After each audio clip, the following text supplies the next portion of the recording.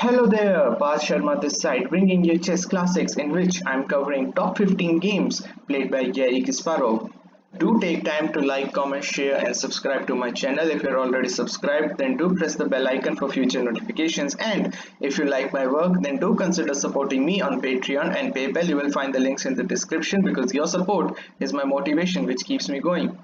So, after all those 14 games we covered, we reached to the numero uno, and this is a very famous game, and there won't be any chess channel on YouTube that hasn't covered this game. This famous Kasparov's Immortal game against Veselin Topalov in 1999 stands at number one position. No surprises, no surprises. And I won't waste too much time. I would just like to show you that, tell you that he started well this tournament with 2.5 out of 3. This is the fourth game he's playing against Topalov, and it was pretty interesting that he was playing this tournament.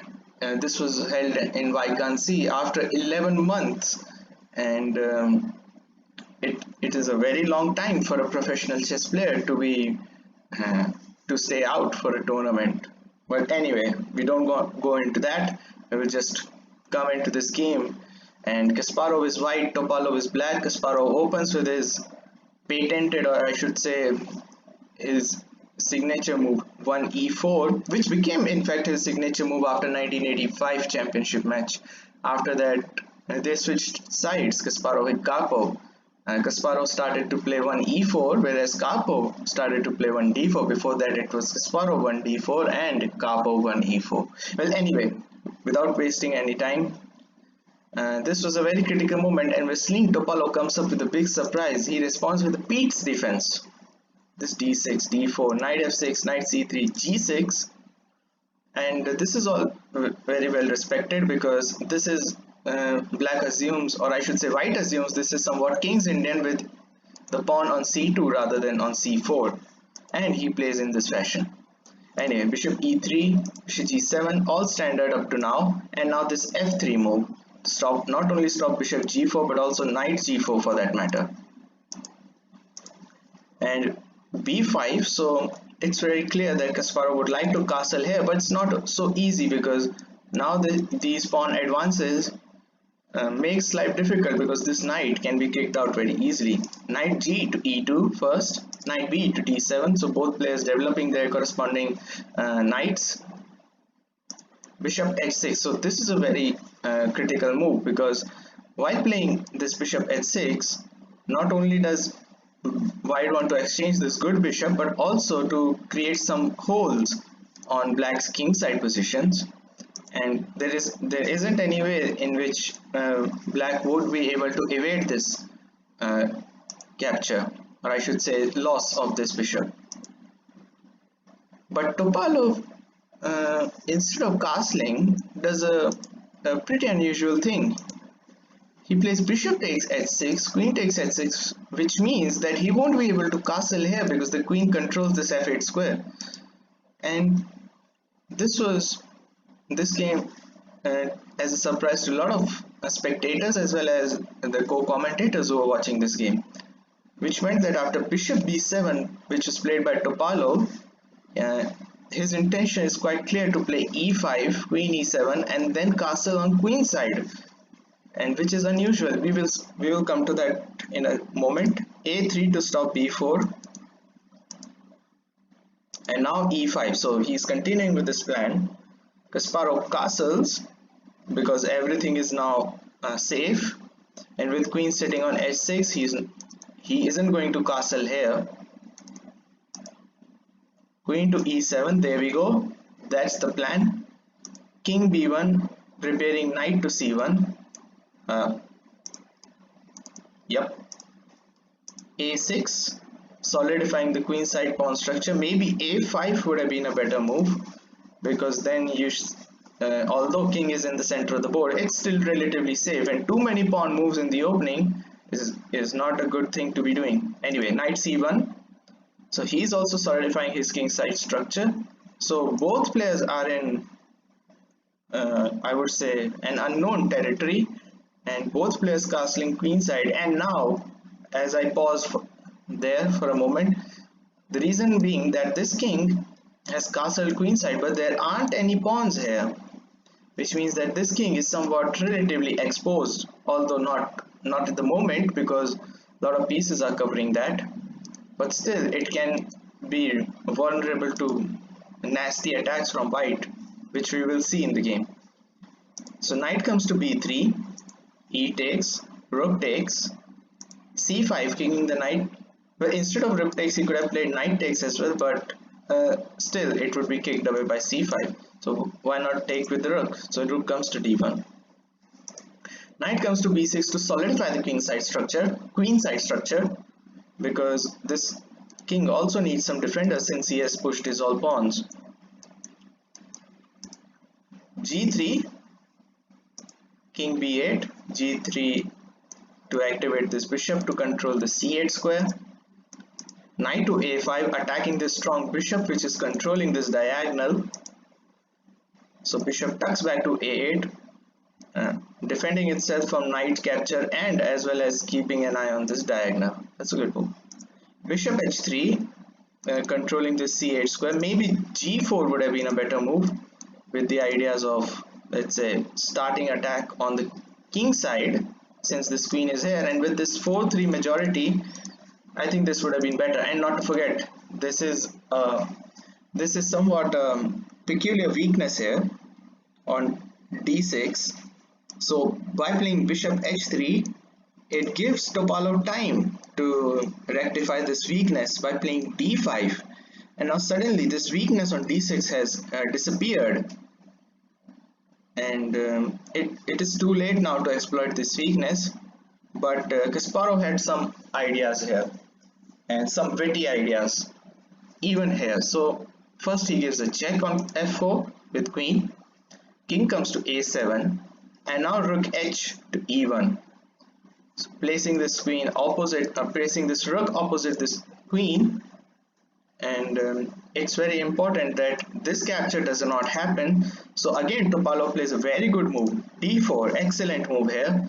So I think that not even me, but also Topalov would have thought that he would have nothing better than to just retreat this knight to a2, and maybe Kasparov would have played that move if not for his super solid idea that he has prepared after this.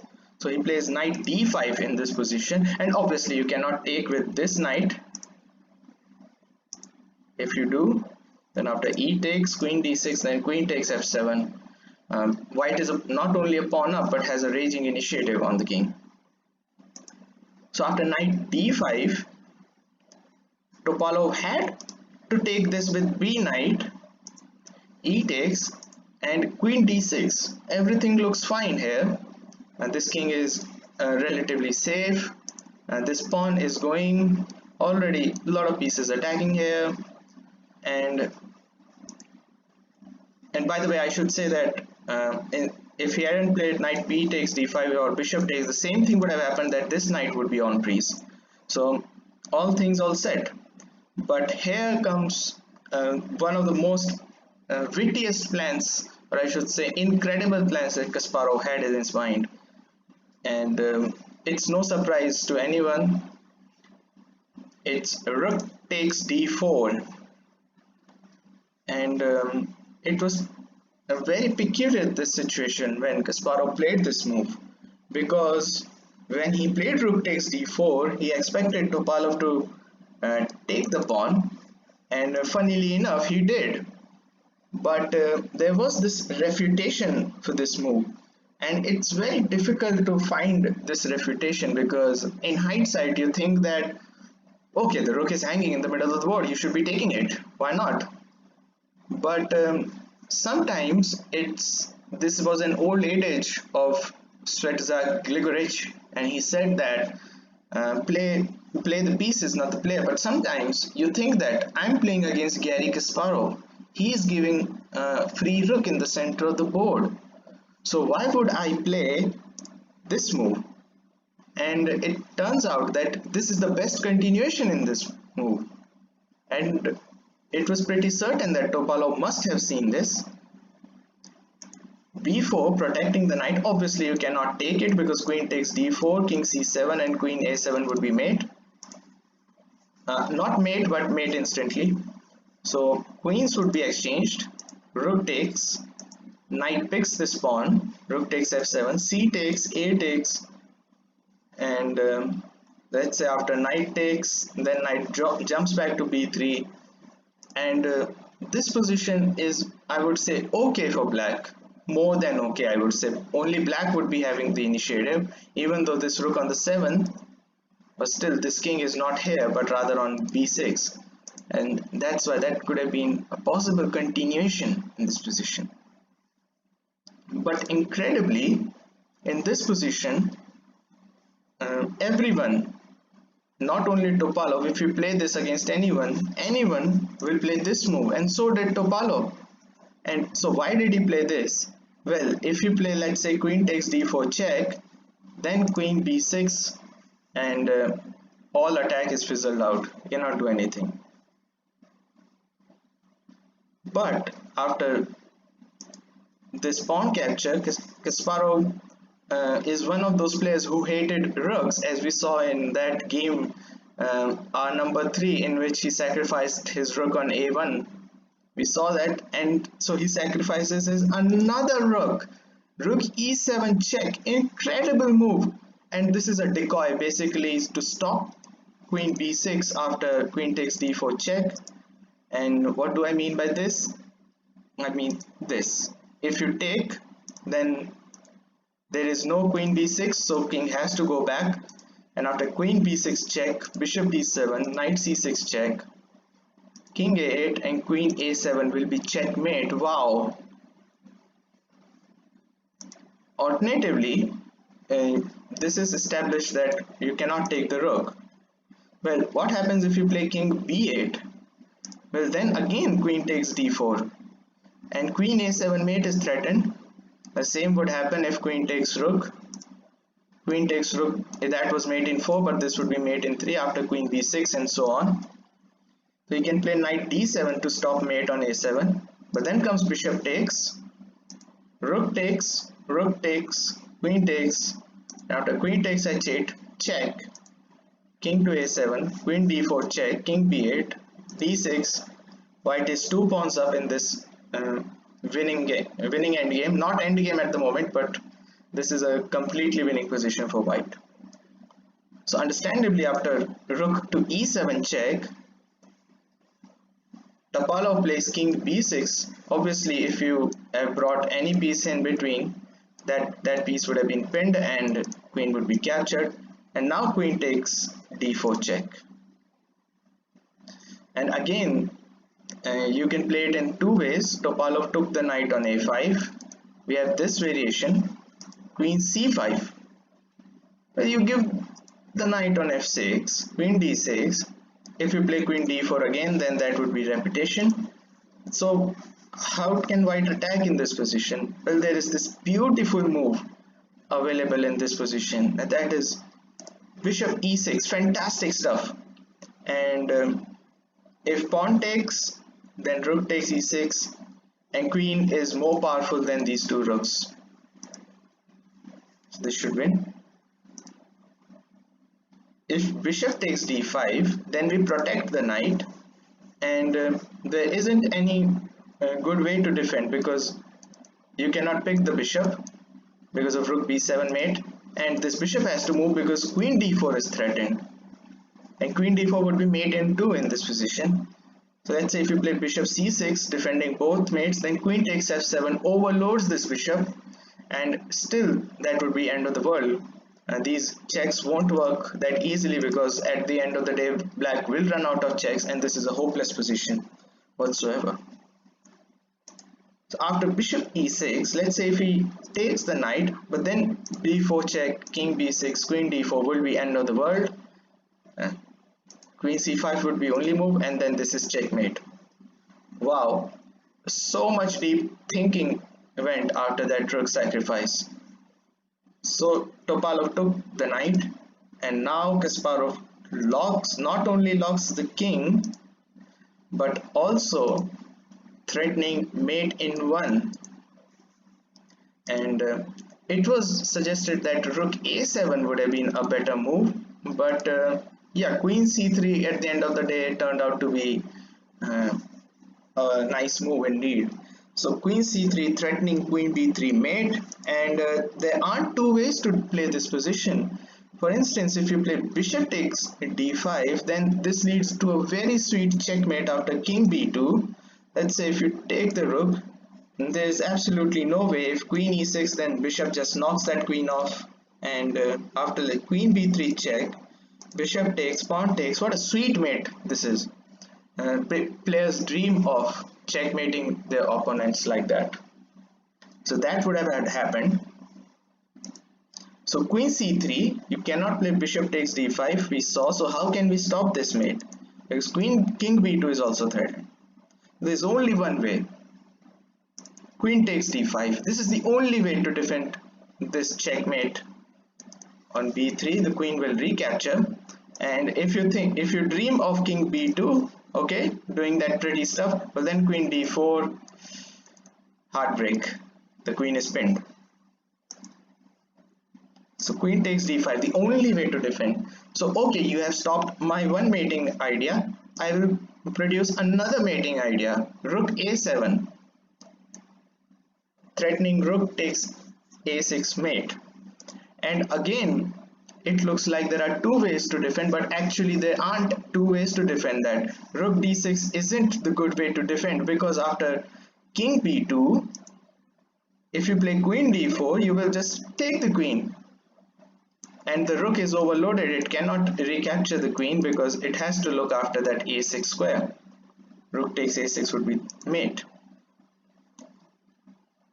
So after rook a7, bishop b7 is the only move which is defending the mate. And this is very interesting situation. Kasparov took, no captures because queen b3 mate. And this is an incredible position. With this quiet move, black is a whole rook up in this position, and there aren't any immediate threats in this position, and yet black cannot find any decent way to play this position. That's very interesting.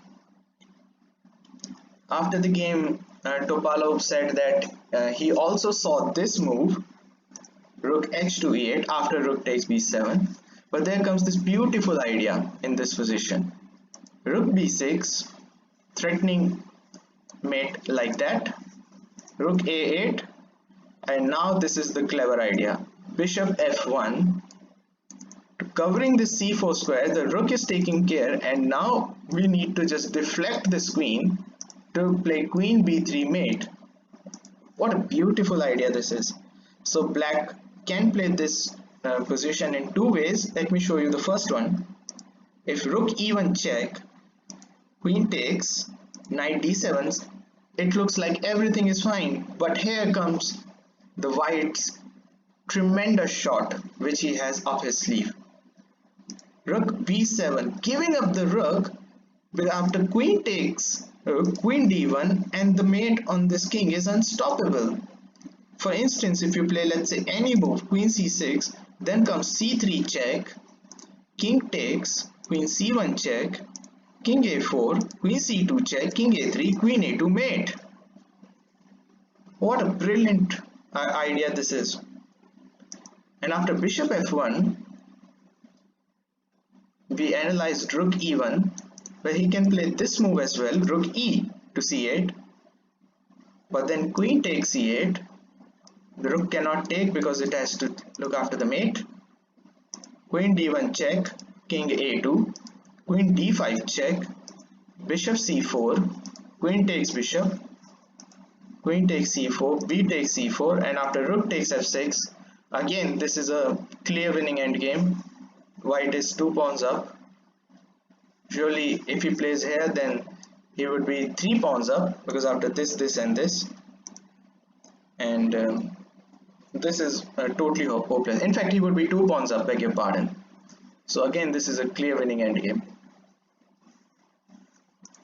So after rook takes b7, Topalov still fighting. He plays queen c4, and you cannot play rook a7 because of rook d1 check, and if queen takes, then rook d6, rook d6 here, and defending the mate here.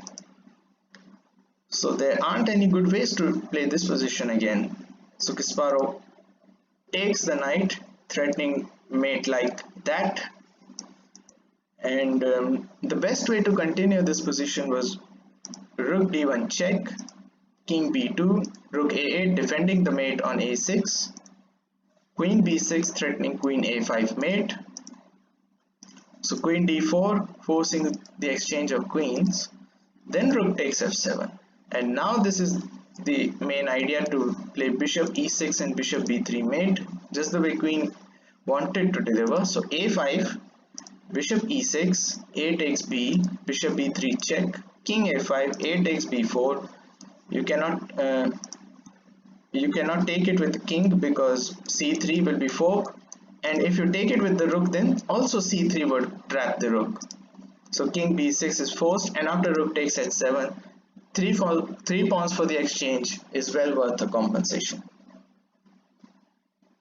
Still winning but playable, but Topalov's next move was really shocking, because after king takes a3, queen takes a6, king takes b4, he thought that everything will be fine. Kasparov would have nothing better than to just play bishop d7 to stop rook d1, because there would be no checks. The queen and rook cannot attack this king, and this king is in fact reasonably safe, and White's king is getting exposed here. But Topalov missed this beautiful shot. Again, this beautiful shot. I would say another double exclaim move. c3 check. A smooth check, and this is a very subtle move indeed. Queen takes is not possible because this would be mate in 3. And if, let's say if he moves the king b3, then queen a2 would be decisive. King here, then rook c7 wins the queen. So he took the pawn, but what does this do? It brings the queen closer to the king, to white king, and that is most important. King d2, queen b2 check, all forced.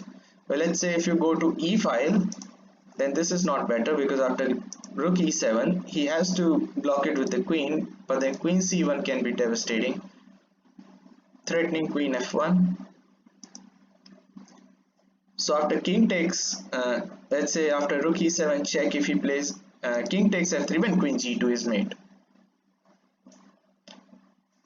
So after queen b2 check, Topalov plays king d1, and again it looks like that white has no attacking sources. He doesn't have any good checks, and it looks like it's just a dream, because black will play queen d3 and swipe off this king off the board very shortly, and it looks like all hopes are dished. But now comes, in my opinion, the greatest chess move of all time, much better than Frank James Marshall's queen g3. We saw the gold coins move a lot of times, and this is the greatest chess move of all time. I know you all have seen this, but if you're not, so take a breath. Bishop f1, fantastic move indeed. Stopping queen d3, first thing, attacking the queen, second thing.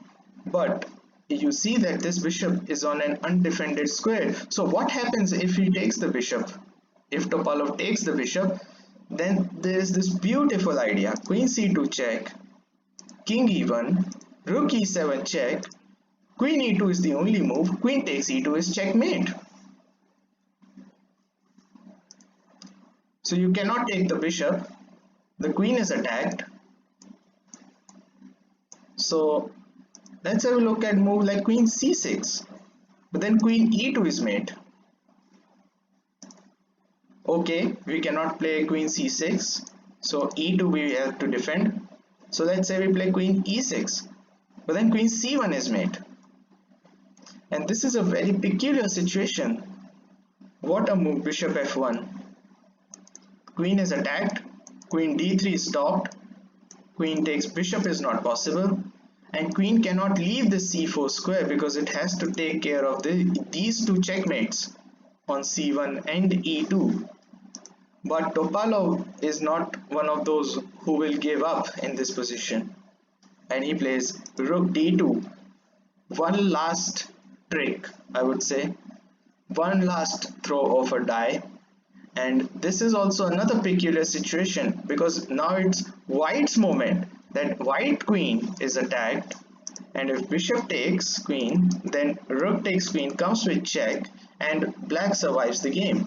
For instance, if you let's say play queen takes h8 in this position, then queen c1, and it's white who gets checkmated.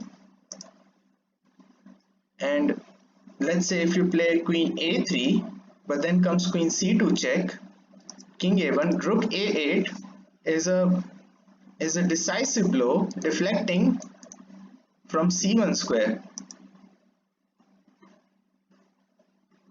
So it's now white's turn to face the music, and looks like that white has run out of gas. Rook d2.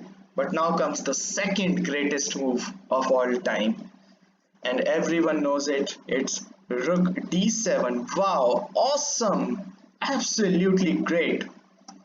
The rook cannot take the queen because it is an absolute pin, and if queen takes bishop, then queen takes d2 is mate. So what a sutswang that black is in, and he has nothing better than to just take the rook and give the queen. And again, if you think that rook e8 would save the deal, then queen c1, thank you very much. So it's very important that you give the bishop, and it looks like two rooks for a queen, but the rook is dropping in the corner.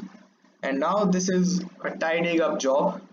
Rook d3, queen a8, not only defending through a5 but also defending the pawn on f3, and also preparing this important check on a4 to prevent the c2. That's very important. So that's why we don't take that pawn, because this pawn is somewhat dangerous in this counter-attacking options.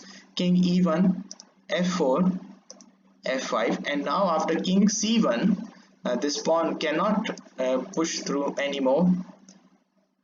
Rook d2, attacking the pawn on h2, but after queen a7, Veselin Topalov resigns this game, one of the greatest chess games of all time.